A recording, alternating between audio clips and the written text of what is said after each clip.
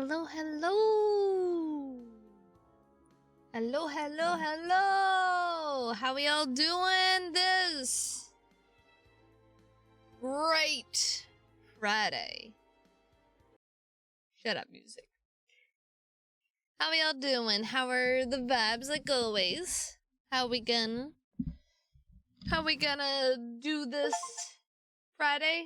I'll tell you how we're gonna do this. That didn't even sound like proper English. I apologize, my brain is like fried. I've been up since 6:30 this morning, and I'm not a morning person. I'm exhausted. I barely slept last night. The animals wouldn't be quiet. Like, Baxter kept scratching at the door, scratch at the door, scratch at the door, till I opened it, then he was being a pain in the butt. I love him, but goddamn, I need my sleep. And then, Ben, which is our bigger dog, he just, like, has leg spasms sometimes, and his feet were just hitting against the wood floor, and I'm like, oh my god, and then my legs started cramping, and I'm like, oh my god, just end me now, just end my life, just please. At least then, I can at least get some goddamn sleep. Also, if you guys don't know, I am terrified of ladybugs. Don't ask me why. I don't know. Well, I do know. I just, like, had a bad experience with ladybug where it was, like, in between my toe and, like, I don't know. I said it bit me. It felt like it bit me. I don't know. I don't know if ladybugs bite. Regardless, there's a ladybug flying up at the ceiling. It's inside the little light container hold thing, whatever you want to call it. It's inside there, but it keeps, like, banging. Oh god, it's out. It's flying around. If that ladybug comes anywhere fucking near me, this chair is gonna go flipping out. Hands flamming. Screams will be screamed. And I will set this whole room on fire. Oh god, there's 2 ladybugs? Oh my god. Guys, just send me now. I don't like ladybugs. Send help. Send help. Send me something that eats ladybugs that I like, that won't creep me out. Oh my god. I don't know why I chose visual novel. I'm gonna see how this goes tonight, because my brain is fried. I wanted to snooze the ad and then forgot to do it, because I was waiting for it to get closer, and now it's too late, guys. You guys are gonna get an ad. I apologize. Yeah, we'll see how it goes. I'll probably, like, wake up a bit as I start, like, doing those, you know, amazing voice works of the characters, which, honestly, I think at this point I'm just, like,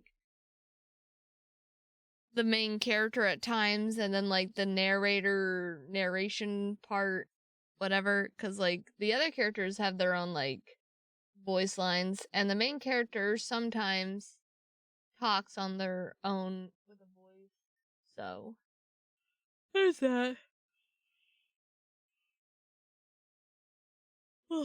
We're gonna try to at least get this done tonight. So I started it a little bit on October 5th, because I was gonna say the last time I played was October 5th. We got to the part where we got a letter saying from Mother Matron that we're supposed to go into the caves or something. I don't know, some bullshit that they do to help them. To help Mother Russia. I actually don't know if it's someplace. Yeah. Hopefully I wake up. Wake me up inside. Please. I can use it. Even I look tired. I just look exhausted. This is the face of someone just dead. Dead. But enough of me talking. I mean, you guys are gonna continue hearing me talk because it's our sticker time. Sticker time. While we're doing stickers, I'll tell you about my my day at work today.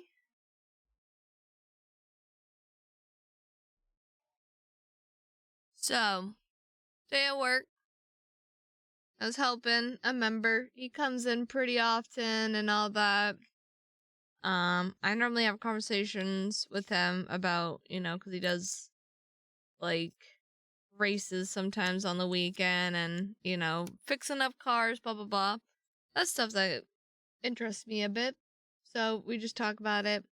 And then, so he did a transaction today. He was talking about how, he's probably just gonna invest in getting a new engine or whatever it was instead of, fixing up like an old one and just spending a bunch of money like he did this time around that he was talking about for next year. I was like, yeah, that'll save you like in the long run, blah blah blah. And then he was like, so when are you gonna go out for dinner for me? And mind you, okay, I'm 29. This guy is like 70 or something like that.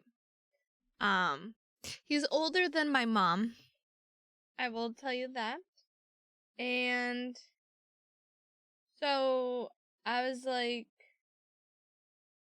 I don't know. This could have just sounded rude or whatever, but I was like, so he was like, when are you gonna, go out to dinner with me? I was like, when I'm absolutely starving, which is never.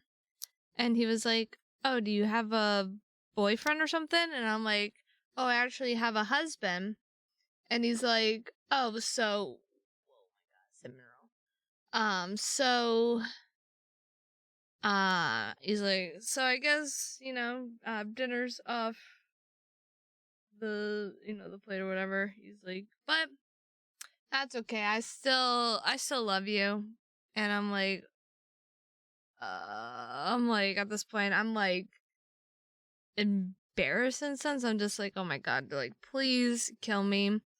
But like, he then went up to like another person, who was doing a transaction with a teller that was next to me and was like, it's never too late to, confess your feelings and stuff. And I'm like, oh my God, like, please, why? And so now I'm just like, I don't know, I feel like it's gonna be awkward and stuff. And, I don't want to make it seem like I would be avoiding him. I'm just like, I don't know if I want to do his transactions for a little bit. / I don't know, maybe I should just like not let it affect me or whatever. But it's just like, now I'm just kind of creeped out a little bit in a sense. I'm like, oh man. Like, why? I don't know in any way did I think I was ever like flirting with you or made you think that I want to be with an super older man. Like, you're at this point like 50 or like between 40 to 50 years older than me. And I'm like, oh my God. Oh my God, please.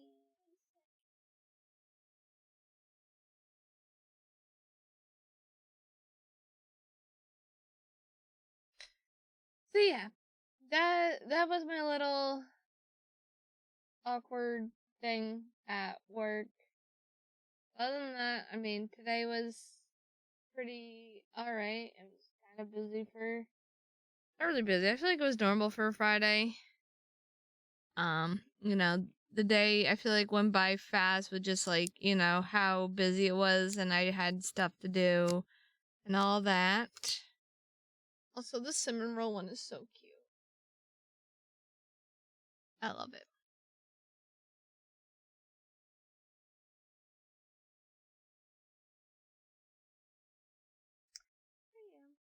And then yesterday was Member Appreciation Day at work, and, you know, honestly, like, that wasn't too busy.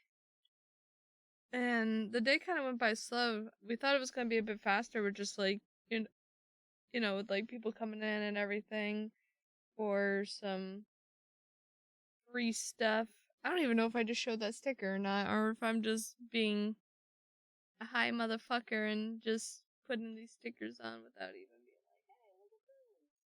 Look at that. Look, it's Serrano, friend of the month, my melody.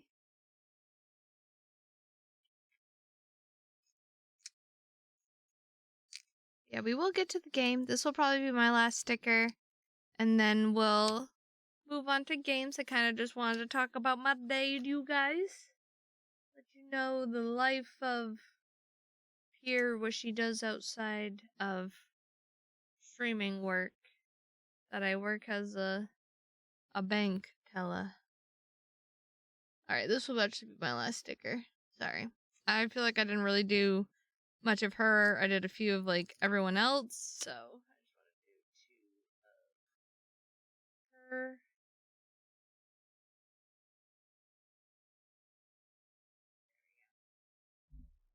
Ow. Alright. We did the stickies. We did it. Hooray! I changed my lighting. Although, now, if I change the light... Oh my god.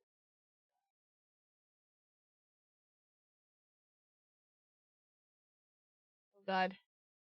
It has moved. Swear to God, if a ladybug fucking comes over here, I'm legit dead. I'm dead. I'm dying. There's no reviving me. Tell my peeps I love them. Tell them I love them. If they ask how I died, say I went out in a glorious battle, and I wasn't killed by mere ladybugs. Mere ladybugs. Anyway, let's get this bad boy open. Let's get this bad boy open. Alright, and then switch to scenes. I always forget to you know, unequip that chibi afterwards. Game capture. For Mother Matron!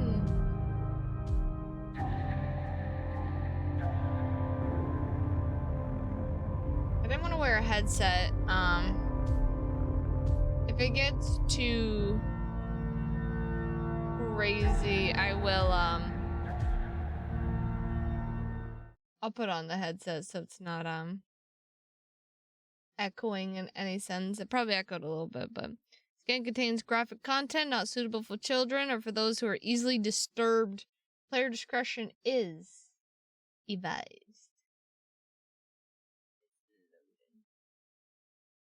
Consult the content warning, blah blah blah, for detailed shit.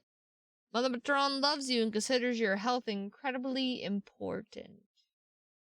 Pessimist's credo, or one of them, is not existence never hurt anyone. Existence hurts everyone. Conspiracy against human race, a contrivance of horror. Wait, why is it acting like I never played this? There we go. Wait, now. Load. Yes. There we go. This is where we were. We were trying to learn about the two people we're trying to find. The girl strokes her chin.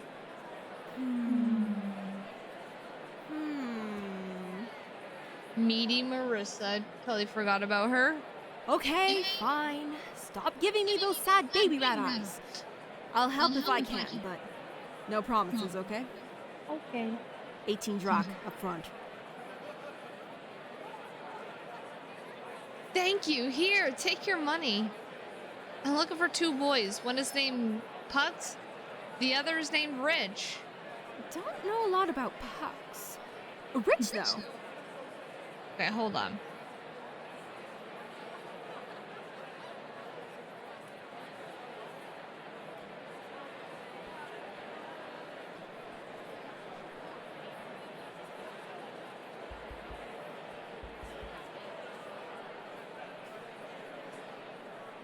I'm just tired of hearing all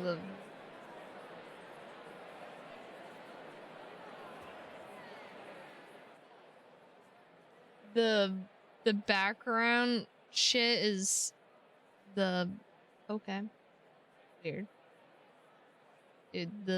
This is annoying. Anyway. How do I return? But you're in luck. Rich is a friend of mine. Well, an acquaintance, I guess. I don't know how he feels about me. I don't want to make assumptions. I like him, though. He's such a soft guy. A soft guy, eh? I can see her eyelashes flutter wistfully as she thinks about him.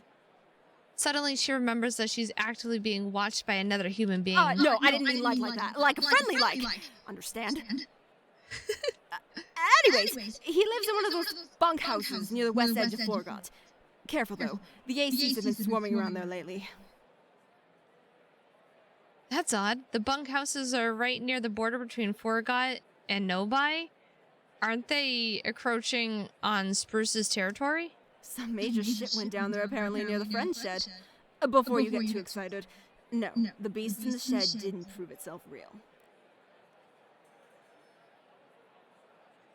The friend shed is kind of a local legend. They say there's a lonely kid that used to hang out near the shed in Nobai, which was the original location for the market district before the Three's company moved everything.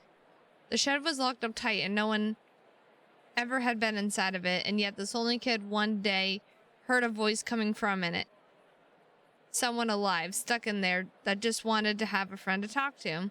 The lonely kid spent all of his time up there at the friend shed, playing and laughing and talking with the friend all day long.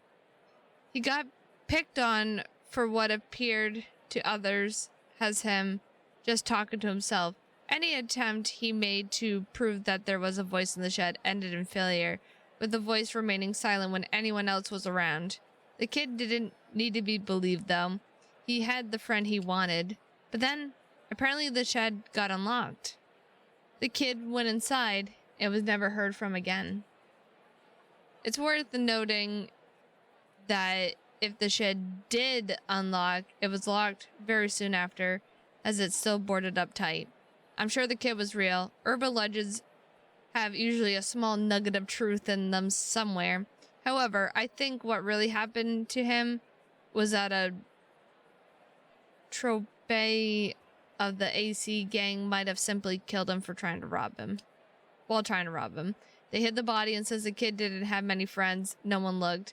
No one tried to find where he was buried, and so his fate instead became part of a tapestry of a legend. Kind of sad in a way. Some dudes got killed up there, though. They were an isolated patrol hanging around up there, and they got killed. They don't know who was responsible, but they suspect the killer is hiding out in Forgot. Spruce gave him special permission to do searches in limited areas, starting with there. See. Spruce is the unofficial mayor of Forgot, and she's backed by a peacekeeping institution that calls himself the Four-Leaf Clovers. Given the AC's violent tendencies and selling of drugs, they don't get along. So for her to allow them to look around in Forgot is really abnormal. Something terrible must have happened if she's willing to give them inches. I think it might be a ploy they made up so they could slyly expand their reach. But that's just my intuition. Surprised I didn't hear about any of this until now. AC's gotta project an aura of being in control if they want people to take them seriously. Makes them look bad if they can't handle some punks slicing their boys apart deep in their own backyard. They're trying to keep it under wraps until they get the guy. Fair enough. I see. Anyway, back to Rich. Can you tell me where he lives? Oh, right. Got a map? I can show you where it is. I hand her my handmade... God. I hand her my hand-drawn map. She furrows her brow a little bit, but regardless, marks a spot with an X. As for Pucks, as I said, I don't know much about him. I think he lives in Junks. But good luck finding him. Place is big and he mostly keeps to himself, it seems. Don't know what kind of brain damage you'd have to live there, though. Maybe that's mean. Something generally might have fallen on his head over there. I probably shouldn't say things like that. Oh my god, meaning Marissa. I understand what you mean, though. I don't want to live in a place where garbage and junk falls from the sky. Not that I have much room to talk, I guess. Because you live in the shit-yard, right? I feel sorry for your nose. Honestly, surprised you don't smell worse.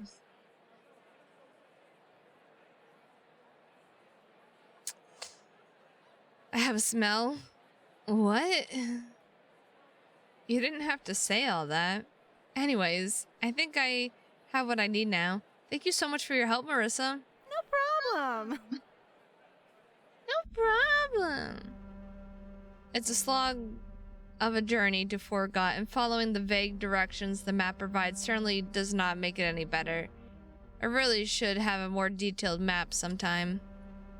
Why was this place called Forgot anyway? I really wish I remembered. Oh. That was why. See, it's a funny story, actually. The story goes that the name comes from a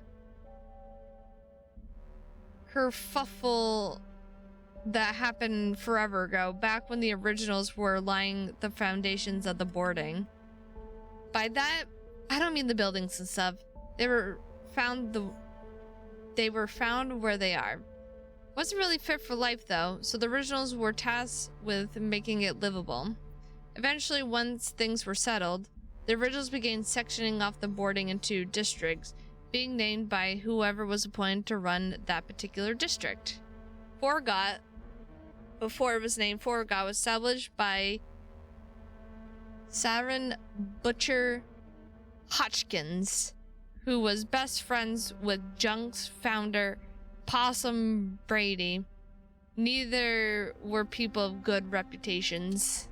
The two went on a celebrity rump with some jugs of potato rum and their homemade chemical concoction, a drug that would eventually go on to be called canned heat. Oh my god. Anyways, as you might have heard earlier, stuff falls from the sky in Junks. Well, at the time, that had not happened yet. There was garbage there, but no one had ever seen it fall from the sky. Can you see where this is going? A porcelain pug doll about half the size of a person fell right on Butcher's head while he was taking a massive huff of canned heat, exploding on impact in a mess of shards.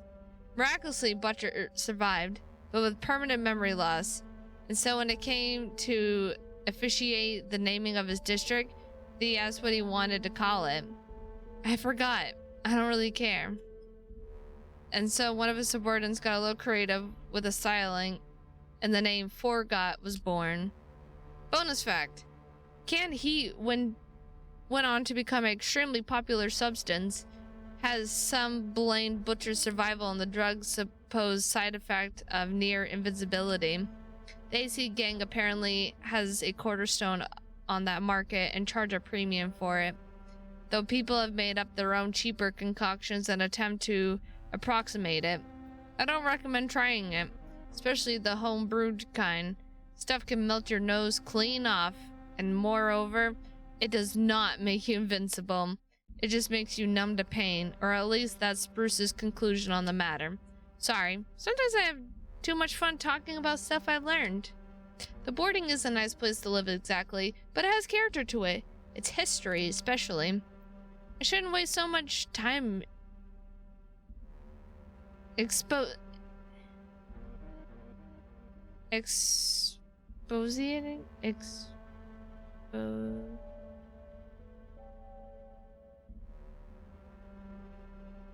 expositing that? I don't even know.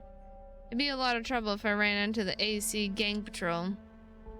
Careful to not make much noise. I close the door behind me. No interest in being hassled by the ACs. I just want to find Rich and get out of here. Ideally, I should try to not spend too long in one place. I haven't run into anyone yet, but who knows? This building's kind of big. I could be hiding here. Hopefully just Rich. The walls were scruffed and filthy, with peeling paint that flakes off like petals of a dying flower. The musty smell of mold, and mother knows how many years of dust have been clinging for dear life, waiting for the living to send it flying. Less graffiti than I expected, though. People with creative bones usually get a lot of inspiration from terrible places, it seems like. Well, now, there's something. The entrance hallway terminates in this odd junction between rooms, a small set of stairs leading to darkness. The Matron seal has been painted on the walls above and splatters of red paint. I really do not like this place. Sometimes it makes my hairs on my neck stand at attention. I feel like a rat in a starving cat's house. Nothing to be done, though. I have to keep moving before terror paralyzes me. Immediately I begin to regret not having thought to bring my lantern. Already at the fork in the road, with each path obscured in shadow. Which way should I go? Should I go left? Go straight towards the center? Go right? Oh! In times of needs, I call upon the magic 8-ball. Alright, magic 8-ball, should we go left? It's certain. Okay, let's try the others first. Should we just go straight to the center?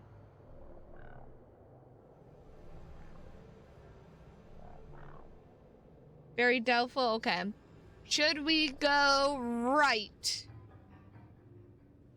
Signs point to yes. That seems more... Alright, I was feeling right anyway. Oh. Well, good news and bad news. Good news. The place on the right path has some light I can see. Bad news, it's, a dead end. Fantastic luck on my part. Lots of things to look around here, though. There was the kind of artwork I expected to see earlier. Just absolute mountains of scribbles and scrawls. Some intricate and beautiful. Others inelegant and blunter than a hammer. Some people find this stuff ugly and repulsive. I can understand why, but at the same time, there's an incredible amount of honesty in it. And even in its inelegance, there could be something beautiful. There could be something beautiful to it. A pure desire to make a mark on the world and have someone recognize it. To have someone recognize a pure expression of you, or at least a part of you. Or maybe it's just all scribbles on a wall and I'm reading deeply into nothing. I'm not sure what message I am to glean from the ghost with a gun. Pew, pew, pew, pew, pew. I could probably think of some meaning if I had time to think about it, but I don't know. I don't get to talk to that many people, so maybe that's why I'm drawn to defacements like this. It's like I'm getting to chat with strangers, hearing the most important things on their mind right at the moment they were here. Oh, I see it in the corner. I'm kind of blocking it, but it's right there. Ghost with a gun. How profound moron. Touch my pee-pee. Nothing worth living for. Shit. Did this make you feel cool? Your mother is going to happen. Mother Matron forever. I can't believe this one says, touch my pee-pee. What the fuck? Something terrible is going to happen. Mother Matron forever. AC for life. That one looks relatively fresh. Your mother is going to happen. Touch my pee-pee. Okay, maybe I wouldn't want to meet some of these people. Something on the sink catches my eye. A twinkle from the light shining in through the window. A razor blade. Rusty. Why do I find this so interesting? I want to pick it up for some reason. Reaching my hand towards it, something in the air. An ugly buzz that hovers just above the quiet. A tremor in the air around my hand. Before I could pull back, I already picked up the razor blade.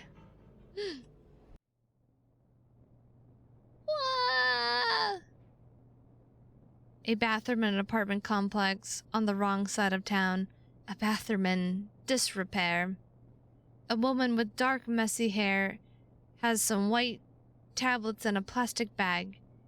She delicately pulls one from the bag and stares at it. A slurry of feelings are resting in her stomach. No blinking. Her hand is trembling slightly. The feeling of tiny ants hopping on and off her body, crawling around with their prickly little feet. For a long moment, she simply stares at the tablet. Then a part of her wakes up.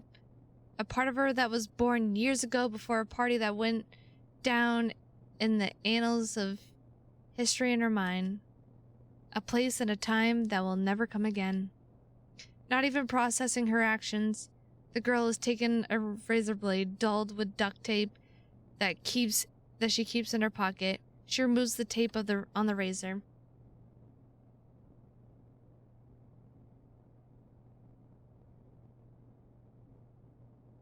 Sorry, my ear started to itch. She proceeds to chop a section of the tablet. She uses a ceramic toothbrush holder to crush it into a powder.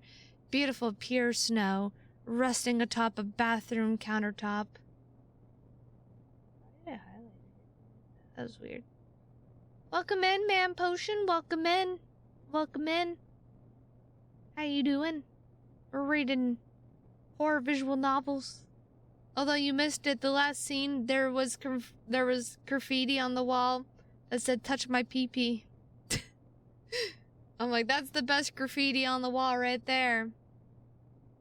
Best one. 10 out of 10. Best graffiti.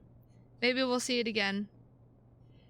Beautiful pure snow resting atop a bathroom countertop that has not been cleaned in months.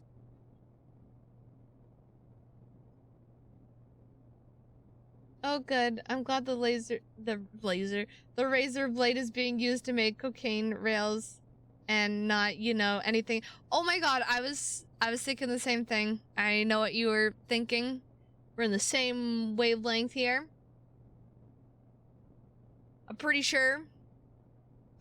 I think I might know what you were thinking. Using a straw, she procured from a fast food joint earlier in the day. She proceeds to huff the powder directly into her nostril. Don't do drugs, kids. Don't do drugs. Flame in the nasal cavity. She shuts her eyes as they roll back into her skull. The crackling fire turns to a rapid onset of rapturous ecstasy. I'm bad with fucking words, but it's not enough. She crushes up some more. Snort. A touch of bliss licks her conscience, and then nothing. She's on the edge. She could feel it. Just a little more. Snort, snort, cough, sputter, cough. What was that? No. More. One last tablet for sure, this time. The process repeats, and it's up her nose before she can comprehend how much has gone up there already. And then, there it is. She no longer feels like she's in a filthy bathroom. She feels like she's ascending. She passes by Icarus, and then the sun. She waves at angels at heaven's door. The vacuum of space welcomes her with open arms. The night sky behind her eyes that comes when the drug is in her system. A feeling that everything is fine. The party's back on. The music is loud and thumping. And then the girl loses balance. She stumbles and falls headfirst into the door with a loud bang. She's jittering like a roach in bleach. Someone's banging on the door. She cannot say a word. There it is, man potion. There it is. Touch my pee-pee right there.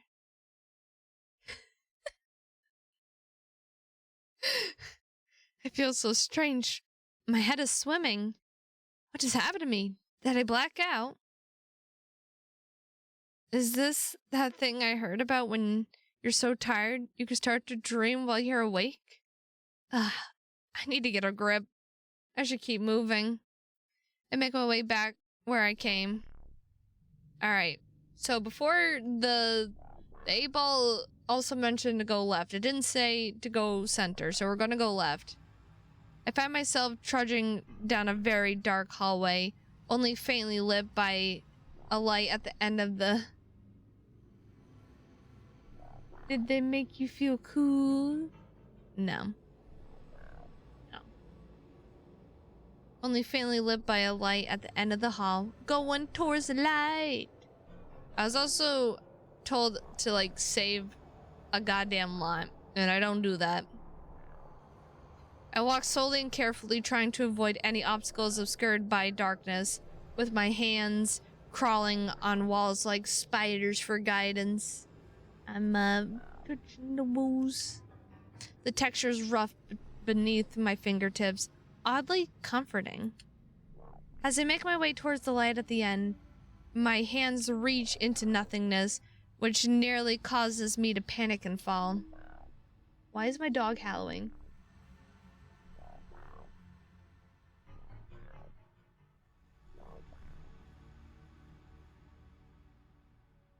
Can you guys hear my dog?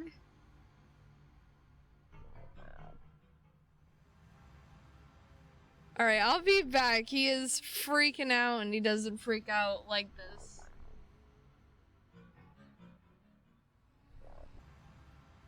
Alright. Whew, I apologize. I don't know if you guys could hear it. I could hear it. It sounded like I had fucking wolves in my fucking house. Ow! Ow! And I'm like, oh my god. What's going on? So, I guess he was just howling like crazy because he had to go out. And he wanted me to friggin' hear him. So, it's gonna take him like a million years to come back inside. So, that's why I'm back in the room. So he can go bark into the abyss of darkness out back. When he sees a full moon, he turns into a weregoober.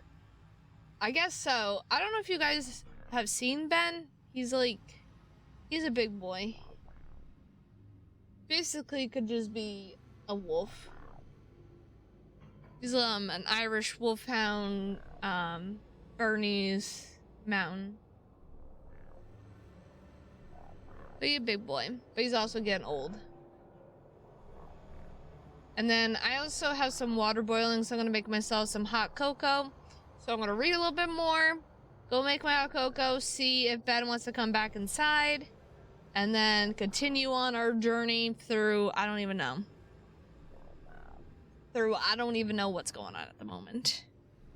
I couldn't see it at first, but there was a path hiding to the right, waiting in ambush. Nothing there I could see to expect more shadow. Soft darkness waiting for me to wade its waters, if I go down that direction anyways. Which way should I go? Towards the light? Go into the dark hall to the right?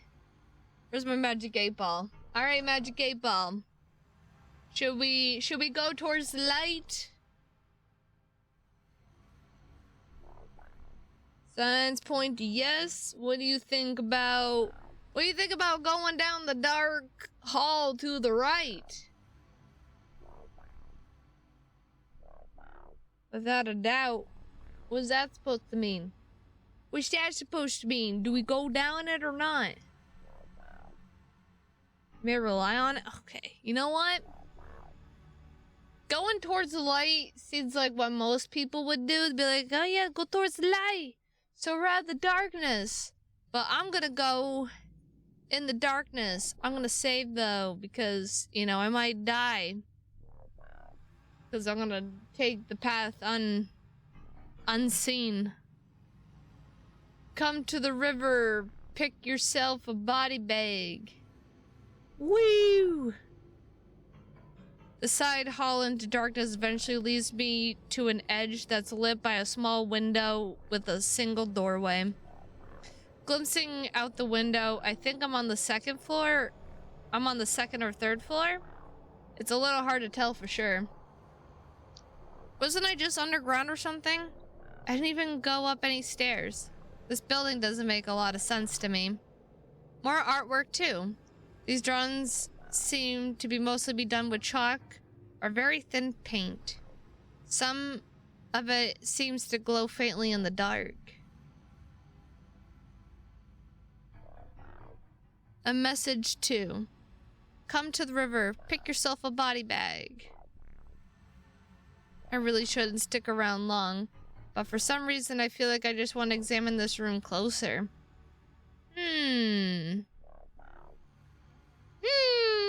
Wait. Guys. At first, I thought it said pack yourself a bowl. Pack yourself a bowl! I don't have a bowl right now. I do have some joints which I can pack. Light myself up a joint. Also, right here.